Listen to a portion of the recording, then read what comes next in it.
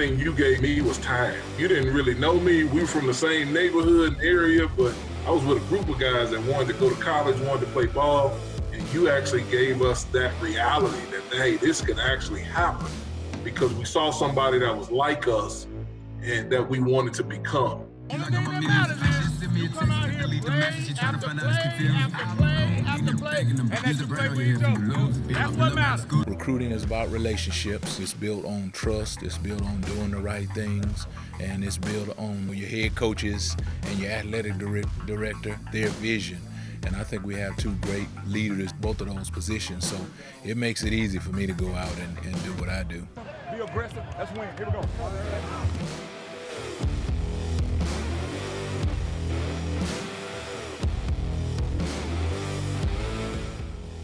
Before I even get started with my in-depth questions, one question I'd like to ask you, and it really digs into who you are, is what is it like and what does it mean to you, the responsibility / opportunity /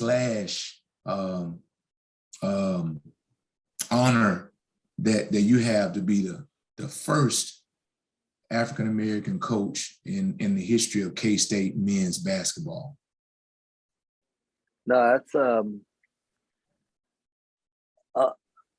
I don't know how this is going to endear me to our fans, right? But the truth of the matter is, when the job first came open and I had some involvement with it, meeting with Gene and the committee the first time, and then leaving, I was very apprehensive about the job. I initially, I personally don't like cold weather.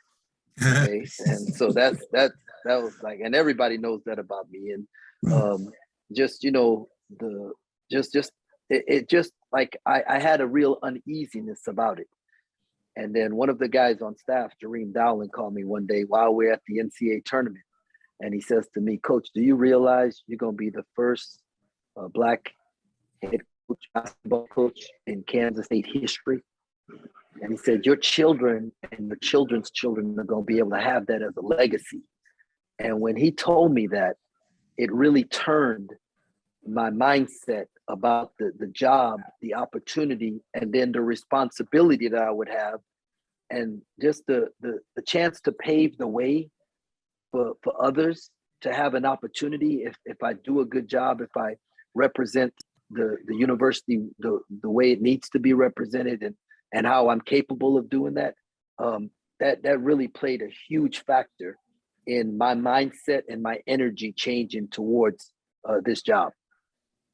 Well, I'm excited. I'm excited for you, and I think, like you said, it's the fans. I think they'll be okay with you being not locked in with the cold, because I'm not locked in with it. And fortunately, you being a basketball coach, you're indoors. I don't like the cold, and we're always outside. Man. Yeah. So, but guess what? Yeah. We got a lot of really nice purple jackets. Go Cats. So my next question kind of feeds right off the first one. Tell us about your journey. Tell us about your journey to becoming the head basketball coach at Kansas State University. What was that journey like for you? Man, in years it seemed long, but it just seemed like it happened so quick. Just as you think about it, I'm a coach because I had I didn't have a great experience as a high school basketball player. Okay. And when I got to college and I was around other guys and they started talking about their coaches, I wasn't able to talk that way about my coaches.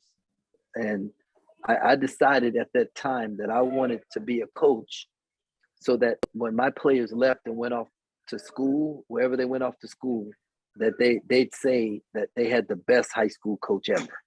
And like they didn't lack for anything. So and as I learned about the game of basketball in college, watching Rick Pitino videotapes and other tapes of how to improve yourself, I didn't know that there was player development.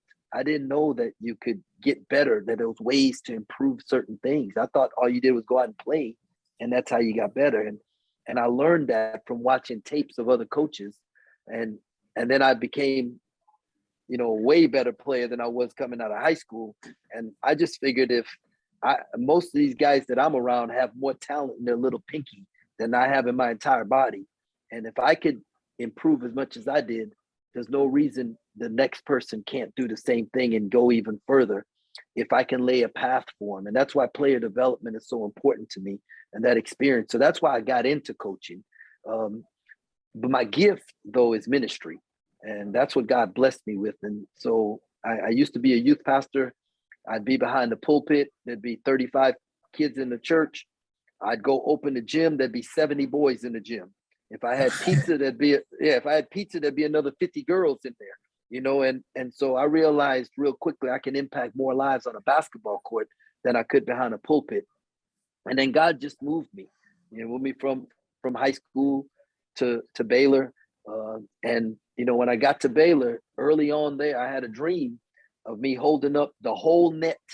All right. Win the national championship, holding up the whole net. And I knew then that I wasn't going to be an assistant coach of my whole career, because God, you know, the assistant don't get to hold the whole net up. All right. And so I knew at some point I would be a head coach and I'm going to win a national championship. And so, you know, I just tried to be the best.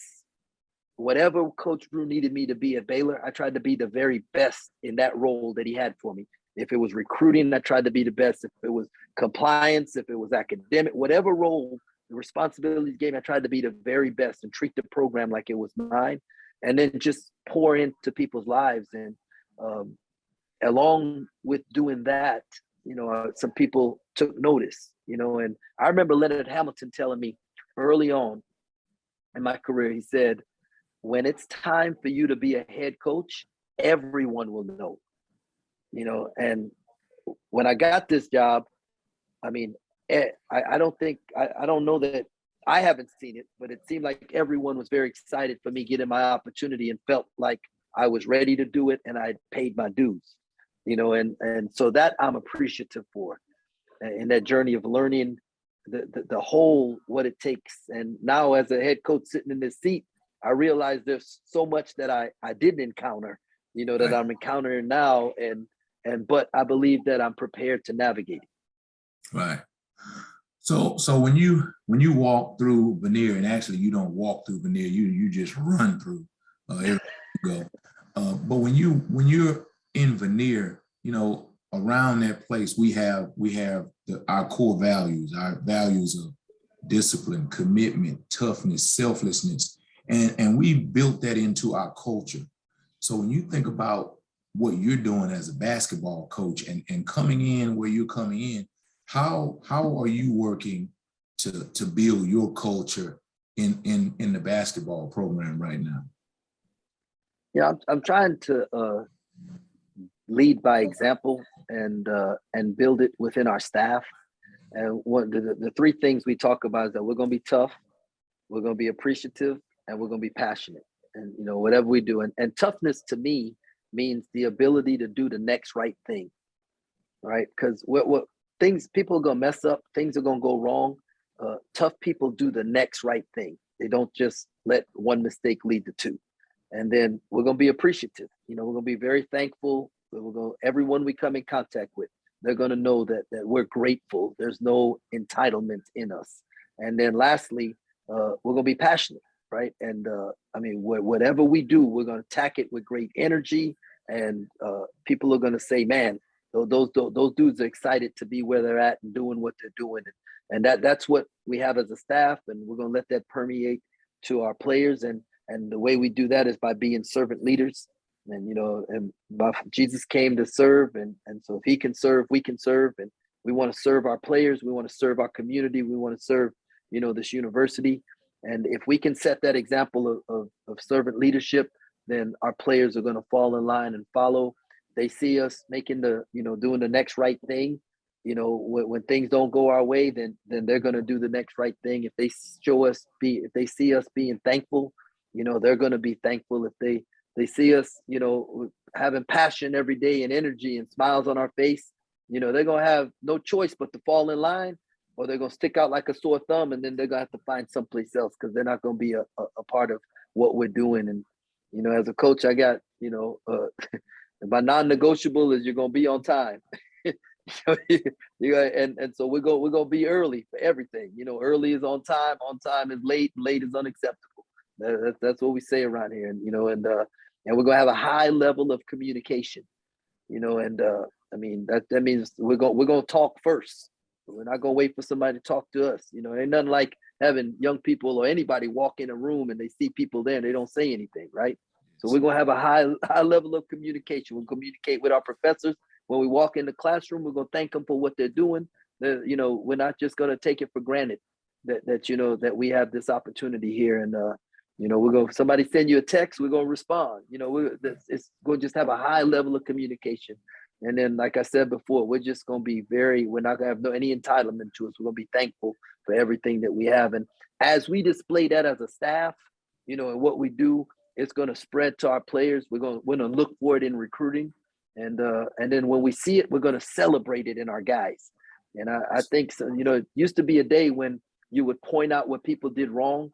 And, today with the young people we deal with, if you celebrate what people do right, every kid wants to be celebrated, so they're more likely to do right. So we're going to celebrate when people do things the right way. Exactly, Coach. That fires me up. The point you made about,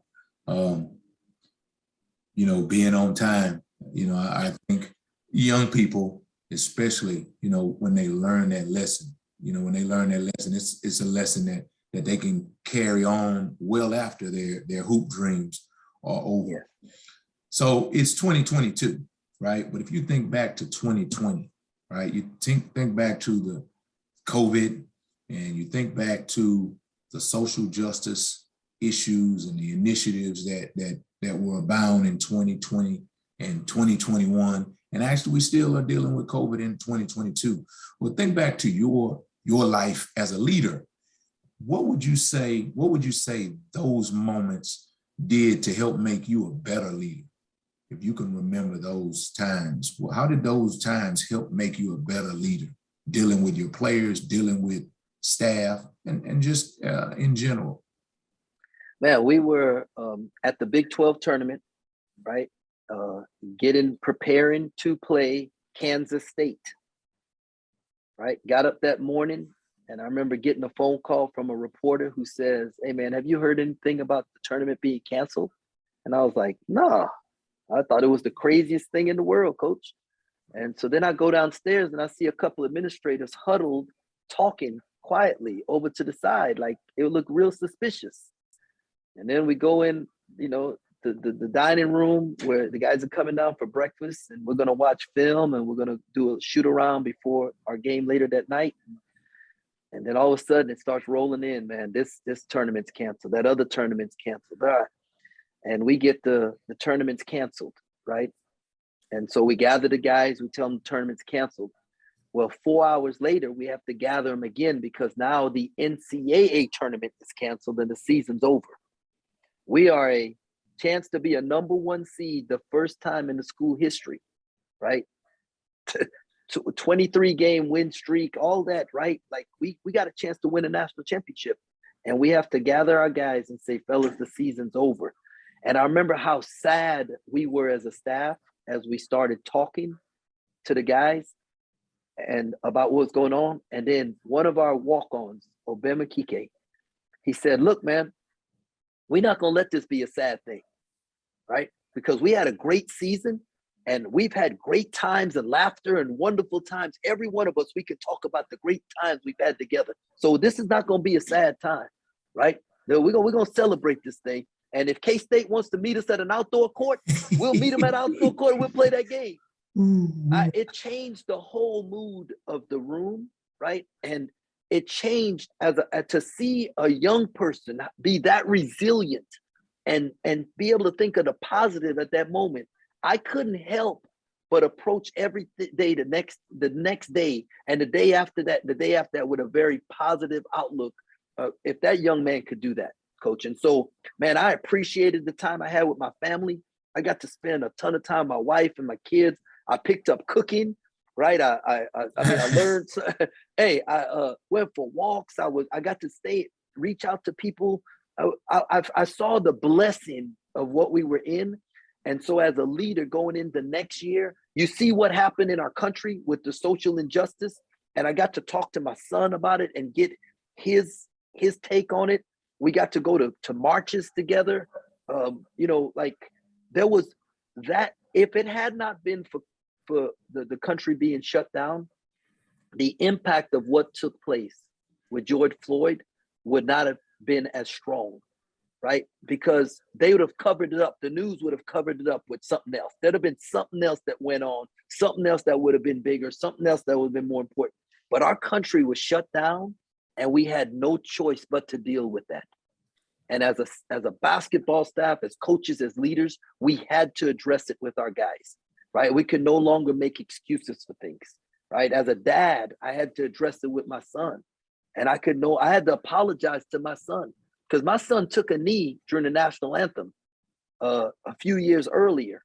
And I went at his head, okay, as a dad. And then I had to apologize to him because maybe if I had taken a knee with him that day and spoken up more about what happened with Colin Kaepernick and been more vocal at that time, maybe George Floyd is alive. Maybe Ahmaud Arbery is alive, right? If I had been more vocal at that time. So I had to apologize to my son. And we went to marches together. We went to different demonstrations together. And Coach, I'm just telling you, it changed me.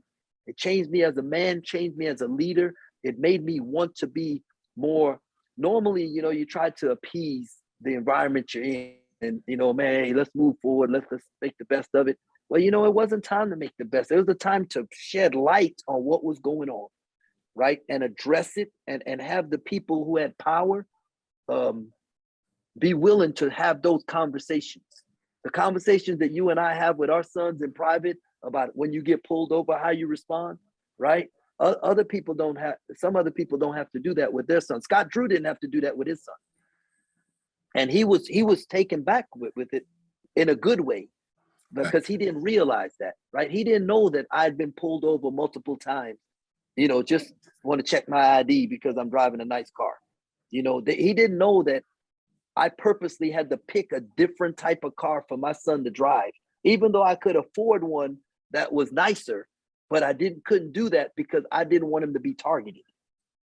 You know, so those are some things that we got to address and people got to hear about. And as a leader moving forward, we are going to have conversations with our teams about police interaction. We're going to develop those relationships in the community. The first time a cop meets one of our players will not be when they pull them over.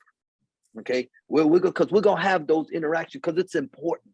It is so important. So it's so important that we keep it on the forefront and we don't put it in the back burner. We're gonna have discussions about voting and the power of the vote. Okay, and both locally in the community and nationally, you know, and we're gonna have those discussions. So it made me just be more intentional as a leader about things other than just their career. Right. And I hope to continue that on. And I think, you know, for us in football, we had those same discussions. And, you know, sometimes you think that the players, they don't want that, right? I don't know why you would think that, but sometimes you think they don't want that, but they want that more than anything because like you do with your son and I do with my sons, it's an opportunity for them to grow because they're trying to figure it out. You know, that, like you said, they need to know, they really want to know how they should interact the right way with law enforcement, right? They are, especially the players we deal with, you know, you are about to be college graduates, right? So when you enter the world, we want to give you the tools because out there in the world, right, they're not throwing touchdown passes, right? They're dealing with real life situations. So when you think about your life, Coach, who has been the best leader in your life? And if you could just share with us a couple things that person or something that person has taught you. Man, there's gonna be multiple people that have had leadership impact in my life along the way.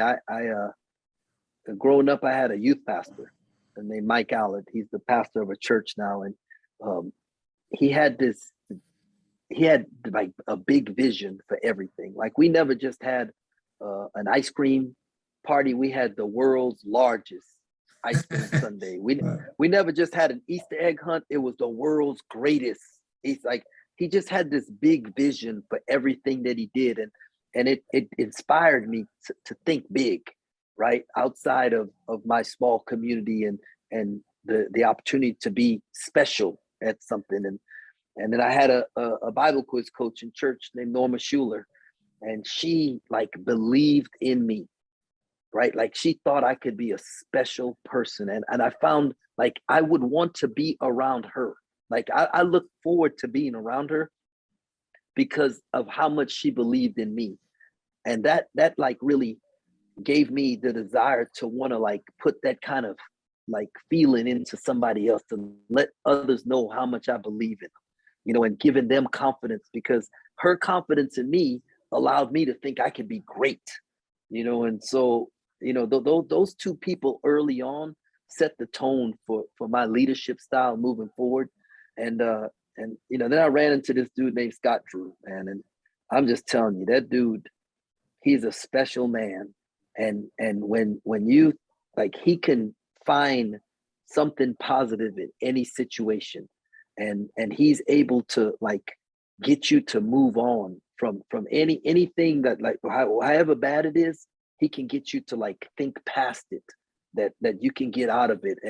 And his positivity and his energy every day, and the fact that there was never a day he walked in the office and didn't say good morning, didn't talk. It didn't matter if it was a win, it didn't matter if it's a loss, it didn't matter what it was. We won on a 8-game losing streak one time, and every day this dude came with energy, and he's going to find a solution. We was not going to talk about the problem, we was going to figure out solutions. And that's given me, guys. And he was such a servant leader, and he was so humble, and his humility in things. And that's one of the things that I've looked for guys in my staff. I've looked for guys who have a level of humility to them, that they're confident in their ability, but they approach it with a level of humility, because that people are endeared to that. Our guys gravitate to that. Arrogance drives people away. And you can be confident without being arrogant. And that's the kind of guys I have in my staff. And that's what I learned from Coach Drew. So those are just 3 people that really impacted my leadership methods. Okay, well, we say 1, but it's okay to have 3. It's okay to have 5. But okay, you alluded to it just a second ago. When you are choosing a staff member, when you're choosing someone who's going to be on the bus with you, you talked about humility. What are a couple other things that you look for when bringing a person into your staff, bringing a person onto your staff? Yeah, they have to be people persons, like people who they enjoy being around other people. They enjoy investing in other people, and then they gotta be great communicators. Everyone communicates differently, but everyone can communicate. And I think on our staff, man, we've just got a very diverse group that has a very interesting way, each of them, in communicating and connecting with people. And they all like enjoy investing into young people.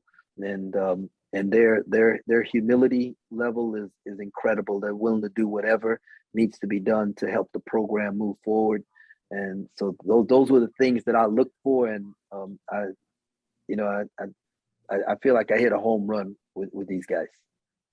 When I I've had the opportunity to be around your staff, be around the guys who will work with you, and that is, it's cool, the diversity that you have. You have some older guys, and you have some younger guys, you have some coaches of color, and then you have some white coaches. And to me, the staff that you put together is, like you said, it's an example, a big time example of diversity. And to me, I think there's strength in that. There's strength in diversity.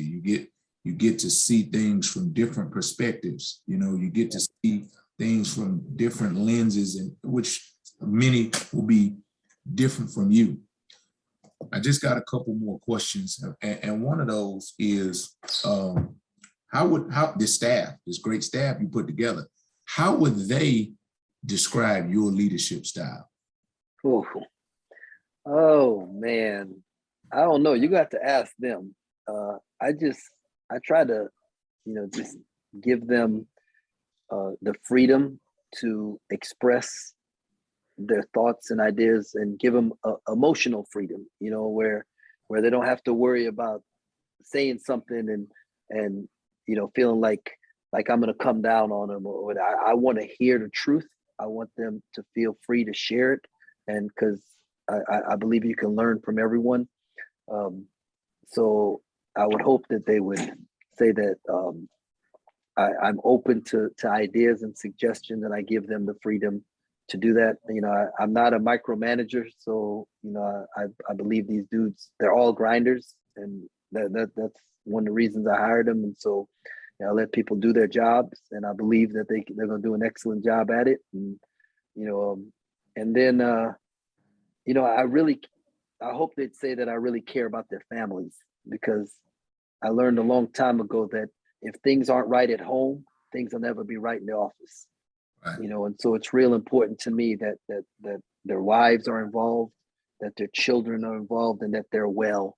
And I there's a lot of ways to do this thing, but the way that I'm going to do it is that our families are going to come first. And because some people, I've read this somewhere, I don't want to spend my whole life trying to make a life and not get a chance to live it. And I want us to live our best life together. And I don't see this as work. I always tell them all the time, I enjoy living life with them. And so that's some things I'd hope they'd say. Okay. Well, no, they didn't. I've asked a couple of them, and none of them call you a tyrant. So my final question, and this can be a difficult one. But if you could talk to the younger Jerome Tang, right? If you could talk to that dude, what would you tell him today, knowing all the things that you've learned over the years? What kind of advice would you give him? I would tell him I'm a hugger, but I would tell him to hug your children more, because you're going to look back and wish you did. And I feel like I'm like a hugger. Okay. So my kids will tell you I'm always smothering them, but when they were little, I would wish I could have hugged them more. To enjoy take the time to celebrate the journey. We had a lot of victories along the way, and I don't think till it was towards the end that I made myself enjoy it, because I was always worried about the next thing. What's the next thing we have to do? And so take some moments and just enjoy what's taking place. And what else would I tell my younger self? That don't worry, because it's gonna work out. The worrying, you ain't changing anything by worrying. So right. Don't worry, it's gonna work out. Just trust God, because He's got His plan is better than your plan. Right. That's right. It gives you the passions. It gives you the joys of your heart. You're gonna hold that net one day, Coach. Right? Yes, sir. That net one day. Yes, sir. It's gonna work out. Well, man, I appreciate your time, Coach. And as always, man, it's good to spend time with you. I've had the opportunity to spend time with you in person, but here I am on Zoom, and having the same opportunity to spend time with you. I appreciate it. And man, can't wait to watch you guys go out and do what you do. Right. Thank you very much. I'm looking forward to being on the sideline for the football games, baby. Yeah, good, for sure. Yeah, if you get too close, we're gonna throw you out there. I'm gonna stay far enough away, close enough to yell at the referee. So. Well, yeah, we like that. That's good. That's good. Well, thanks a lot, Coach. I appreciate you, man. All right, baby. Go Cat. Go Cat.